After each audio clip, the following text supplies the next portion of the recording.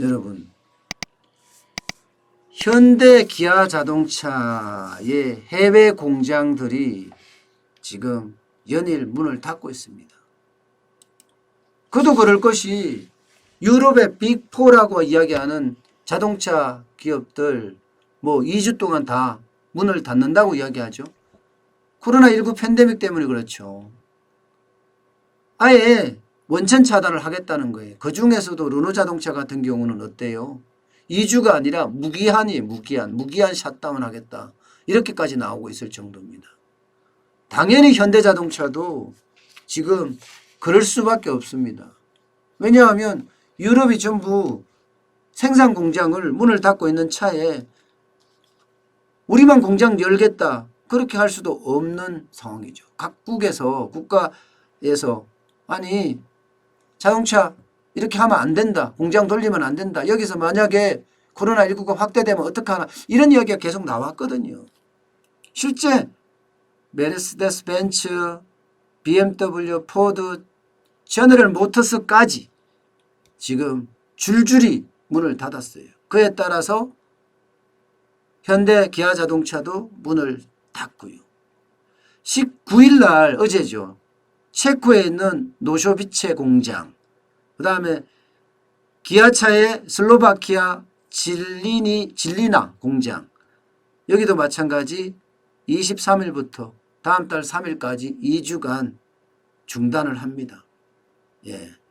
유럽 국경이 폐쇄되고 물류 수송도 안 되니 생산을 한들 이동시킬 수가 없는 거죠. 예. 게다가 지금 여기에서만 그치지 않는다는 게 문제예요. 예. 국가 비상사태를 선포한 데가 체코나 슬로바키아 이런 쪽이거든요. 예. 그러니까 현대자동차도 같이 동참을 하겠다는 건데 체코 공장이 31만 대 생산했고요. 슬로바키아 공장이 34만 대 생산했습니다. 여기에다가 미국의 엘레바마 공장, 여기는 직원 한 명이 코로나19의 양성 반응을 보였습니다. 당연히 가동 중단을 했죠. 네. 마찬가지로 기아차 조지아 공장도 멈췄습니다. 왜? 알라바마 공장에서 엔진을 공급받았는데 엔진을 공급 못 받으니까 말입니다. 그러면 지난해만 하더라도 알라바마 공장에서 33만 5,500대 정도 생산을 했는데 할 수 있겠어요? 조지아 공장도 27만 4천 대를 출고를 했는데 할 수 있겠어요? 이게 더 큰 문제라는 거예요. 보세요. 미국 현대 기아차가 나가 있는 유럽에서도 마찬가지고요. 체코나 슬로바키아에서도 마찬가지고 지금 미국에서도 마찬가지잖아요. 이렇게 공장이 셧다운 되면 생산에 대한 차질이 엄청난 거죠. 엄청난 거죠. 지금까지는 그래도 터키나 러시아나 브라질 공장, 현대차는요. 기아차는 멕시코 공장은 정상 가동에 돌아가고 있습니다. 그런데 언제 어느 때 이 공장이 멈출지 모른다는 그런 비상에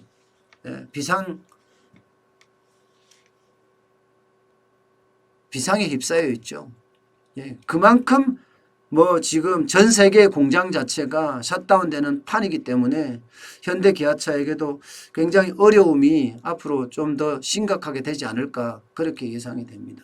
이게 바로 공급 측의 문제란 겁니다. 예, 공장들이 셧다운 되니까 2주 3주씩 셧다운 되면요. 이거 생산 못합니다. 국내에서도 그런 일이 있었잖아요. 현대차나 기아차 중국에서 부품 공급을 못 받아서 공장이 셧다운 된 적이 있습니다. 이 셧다운 되면요. 몇천억 손해나는 건 우습거든요. 몇천억 손해나는 거는. 몇천억 손해나게 되면요. 기업의 어떤 매출이 줄어들고 그에 대한 순이익도 줄어들고 그러면 기업은 돈 갚기에도 버거워질 수 있거든요. 이게 이제 가장 큰 문제라는 거예요. 제가 늘 말씀드렸다시피 기업 사이드가 굉장히 큰 문제가 지금 생기고 있다. 지금 이게 길어지잖아요. 앞서 이야기했지만 홍남기 경제부총리가 뭐라고 했어요. 몇 달은 죽음의 계곡을 가야 한다. 불가피하다. 몇 달이에요. 몇 달. 지금 시점에서 몇 달입니다. 이미 두 달을 지나왔는 1월 20일부터 보면 2월, 3월까지 두 달이 지나왔잖아요. 근데 앞으로 몇 달이라고 그러면 이 몇 달의 기준이 어디겠습니까? 적어도 5, 6개월은 포함되어 있다. 7, 8개월, 좀 많게는 7, 8개월도 포함되어 있다. 이런 뜻 아니겠습니까? 그러면 앞으로 5, 6개월을 누가 버틸 수 있겠습니까? 앞으로 5, 6개월을. 수요 부분도 마찬가지고 공급 부분도 마찬가지라는 거예요. 예. 수요가 없으니까 공급이 안 되고, 예. 수요가 있다고 하더라도 공급 측에서도 또 문제가 있어요. 그러니 이런 것들이 모두 쌓여서 지금 우리 경제에 큰 압박으로 지금 몰려오는 것도 사실이거든요. 예. 지금은요, 진짜 눈을 크게 부릅떠야 합니다. 눈을 크게 부릅떠야 합니다. 그래야지 생존할 수 있다고 저는 생각을 합니다. 정부도 허둥지둥하거나 우왕좌왕하지 말고 제가 생각해서는요. 대통령 중심의 비상경제회의보다가 전문가 중심의 경제 전문가 중심의 비상 TF팀, 비상 대응팀 저는 이런 게 더 필요하다고 생각해요. 왜냐하면 지금까지 문재인 대통령은 여러분도 아시겠지만 경제를 모릅니다. 예, 경제를 모릅니다. 또한 지금 경제팀은요. 현장을 모릅니다. 현장에서 돌아가는 그 절박한 문제를 인식하지 못하거든요. 결국 그들은요. 탁상공론에 자꾸 머문다. 이런 이야기가 자꾸 들리거든요. 예. 지금 요번에 어제 발표한 거죠. 50조 지원하겠다. 이것도 보면 지금 중소기업이나 자영업자들 입장에서는 현금이 필요하다 이렇게 이야기하잖아요. 대출 유예 필요 없다. 이거 현장에 대한 이야기거든요. 이런 것을요. 신중하게 검토를 하고 여기에 어떤 정치적인 거 4월 15일이 총선이에요. 그러면 자꾸 정치적인 퍼주기 이런 게 나오거든요. 이런 걸 배제한 다음에 진짜 대한민국 경제를 어떻게 살릴 것인가에 고민하고 그 고민을 말입니다. 어떤 결과물로 도출해내는 그런 상황이 필요하지 않나 생각을 해봅니다. 어쨌든 지금 또 앞으로 몇 달은 계속 죽음의 계곡을 걸어가야 되는 그런 상황입니다. 항상 조심하시고 지금 각자 도생이란 말도 어쩌면 안 어울리는 말이 될 수도 있는 것 같아요. 예. 그만큼 지금 현재가 위기 상황이고 더 중요한 것은 앞이 안 보인다는 사실이에요.